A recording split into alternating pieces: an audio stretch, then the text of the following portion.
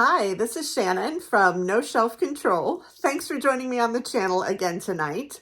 Today we are talking about Zombie Round number 2, which is an interesting one because it brings back two books that have already competed head-to-head with one another. So, in this Zombie Round, we have brought back the book Babel to compete against one of our semifinalists, Sea of Tranquility.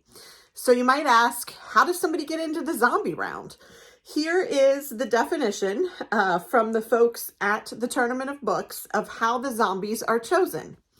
It says, this is how the zombies are chosen. Each year prior to the tournament, when we announce the final list of books, we ask our readers at the morning news to vote for their favorite novel from the list.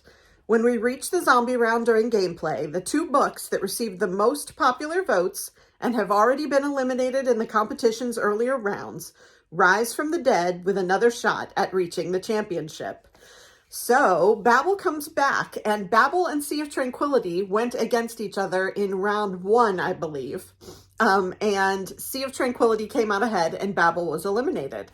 So we shall see what happens between the two of them this time. I think it may all depend on the judge. So let's talk about who the judge is this time. Our judge this time is Xuan Julianna Wang. She uses she, her pronouns, was born in Heilongjiang, China, but after age 7 has done most of her growing up in Los Angeles and New York. She's the author of the short story collection Home Remedies. She is a Wallace Stegner Fellow at Stanford University and received her MFA from Columbia University. Her work has appeared in The Atlantic, Plowshares, The Best American Non-Required Reading, and the Pushcart Prize Anthology. So, she currently teaches creative writing at UCLA.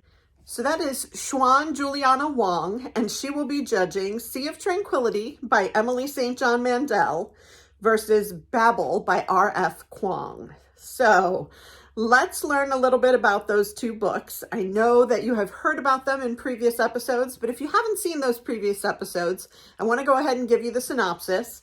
If you have heard the synopses of these books in my previous episodes, just skip ahead a little bit and see what Xuan Julianna Wang has to say about the two books.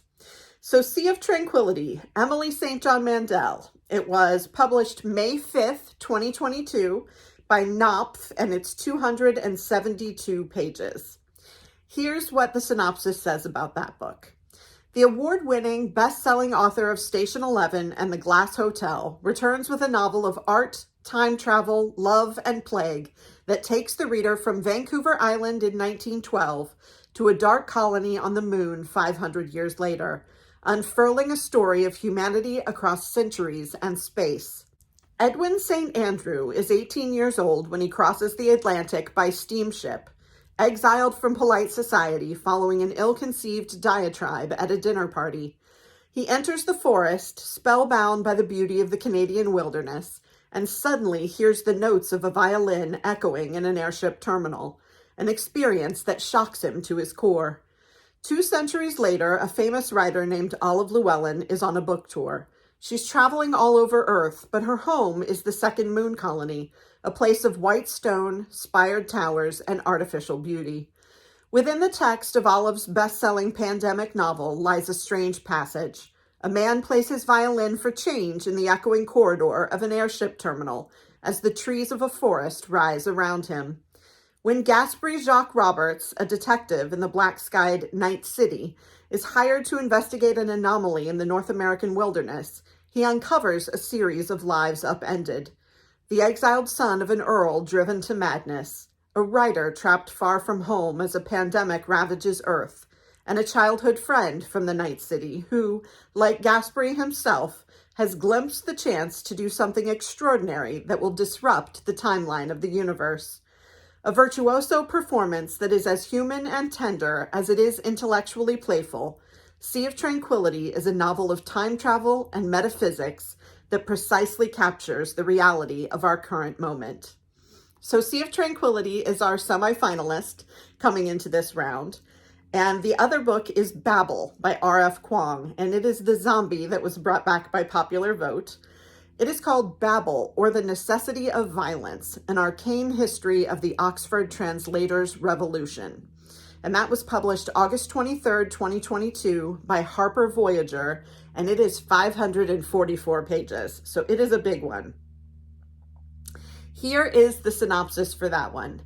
From award-winning author R.F. Kuang comes Babel, a historical fantasy epic that grapples with student revolutions, colonial resistance, and the use of language and translation as the dominating tool of the British Empire. Traduttore, traditore. An act of translation is always an act of betrayal. 1828. Robin Swift, orphaned by cholera in Canton, is brought to London by the mysterious Professor Lavelle. There, he trains for years in Latin, ancient Greek, and Chinese, all in preparation for the day he'll enroll in Oxford University's prestigious Royal Institute of Translation, also known as Babel. The Tower and its students are the world's center for translation and, more importantly, magic. Silverworking, the art of manifesting the meaning lost in translation using enchanted silver bars, has made the British unparalleled in power, as the arcane craft serves the Empire's quest for colonization. For Robin, Oxford is a utopia dedicated to the pursuit of knowledge. But knowledge obeys power, and as a Chinese boy raised in Britain, Robin realizes serving Babel means betraying his motherland. As his studies progress, Robin finds himself caught between Babel and the shadowy Hermes Society, an organization dedicated to stopping imperial expansion. When Britain pursues an unjust war with China over silver and opium, Robin must decide.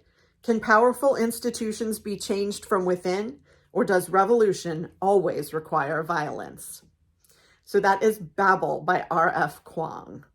So let us see what Xuan Julianna Wang has to say about both books today. Let's first read her introduction. So she says, "When Babel first arrived at my desk, I gasped. If this were a battle of book physiques, Babel and Sea of Tranquility are not in the same weight class. Babel is enormous and somehow muscular looking. The cover's gold capital letters and sentence-long title made me anxious, like I should have a hot meal before picking it up. Sea of Tranquility, on the other hand, blinked back at me like a kind vegetarian friend with whom I couldn't wait to spend an afternoon together.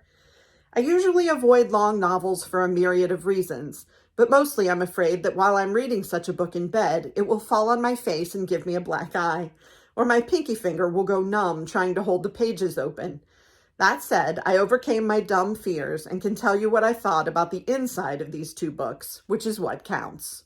So that's her introduction. Very cute, very funny, referencing the fact that Babel is a huge book and it does have that big long title.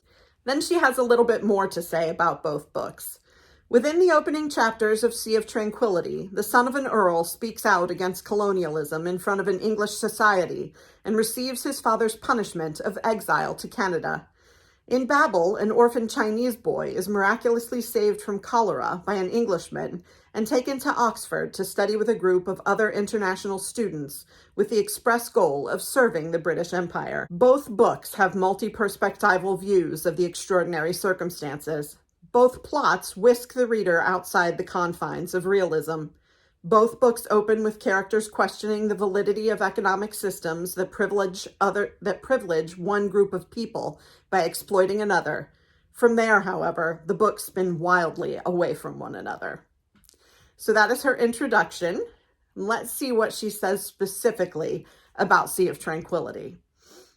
Sea of Tranquility is captivating and expertly assembled. I read it in one sitting. The nested stories rotate in numbered sections at a steady, pleasing, if not always surprising pace. When the book draws my attention to a line, the things we see when we're young, sometimes they don't stay with us. I'm prepared for the meaning to reverberate throughout the rest of the book. The characters in Sea of Tranquility, even if we just meet them for a moment, feel alive and recognizable in their self-reflections on love and guilt. She never dwelt on my lapses, and I couldn't entirely parse why this made me feel so awful. There's a low-level, specific pain in having to accept that putting up with you requires a certain generosity of spirit in your loved ones.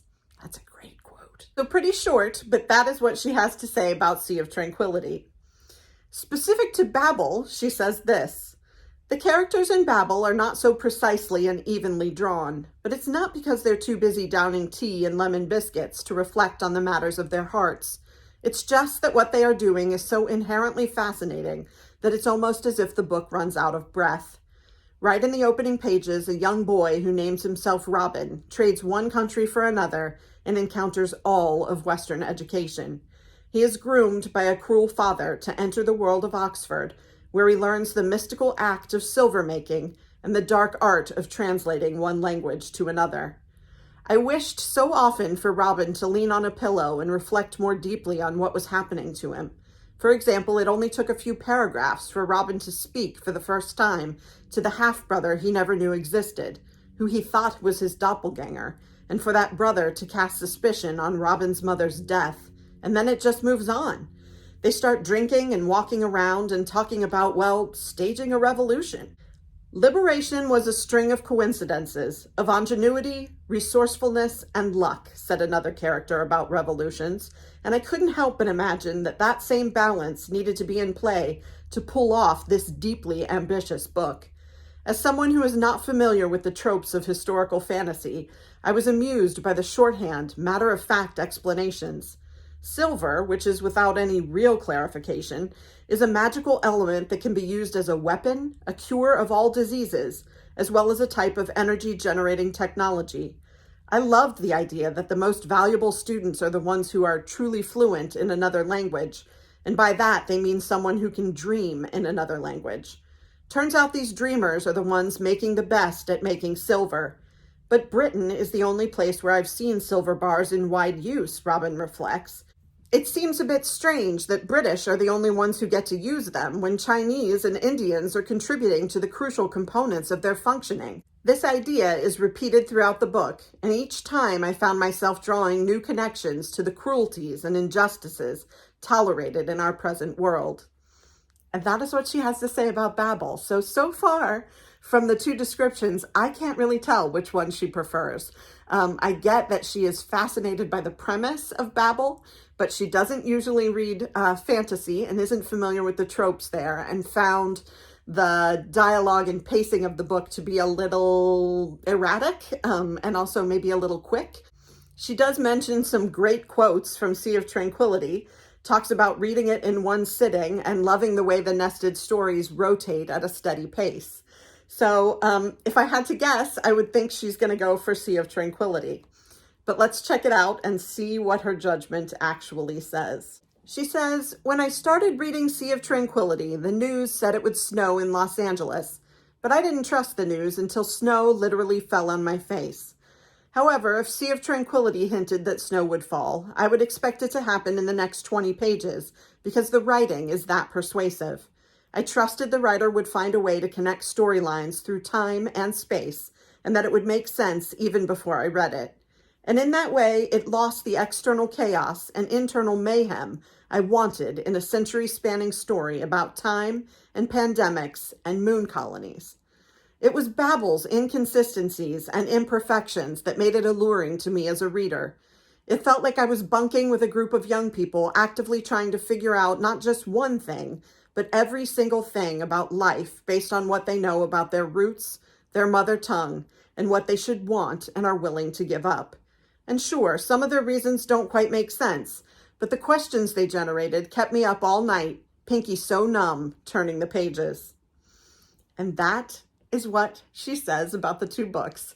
And she chose Babel to go forward. So the big book, the one that was unpredictable and maybe didn't always make a lot of sense to her.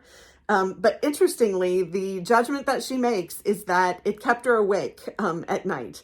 And I think we heard our judge yesterday, Nathan Dool, say that the characters of Book of Goose came to him in his dreams, while the other book only had the characters coming to mind during the day. So it's a similar rationale for why she chose this book. I am excited that Babel got to come back as a zombie and actually beat Sea of Tranquility this time, and will go to the finals against the Book of Goose tomorrow. So tomorrow is the last day of the Tournament of Books. I am so excited to bring you the last two books and for us to find out who will be crowned the winner of the Tournament of Books. If you have enjoyed this series and enjoyed today's video, please click like and subscribe. Helps me a great deal. I also have a wish list at the bottom of my video descriptions. So if you would like to gift me with a book, I would love that. I will absolutely read it and give you a shout out and a review on the channel. You are, of course, under no obligation to do that, however. So I can't wait to see you again tomorrow for the culmination of this series of videos on the Tournament of Books. I think it's going to be very exciting to see who is ultimately crowned the winner. And I can't wait to find you back here tomorrow. Have a great night. Thanks.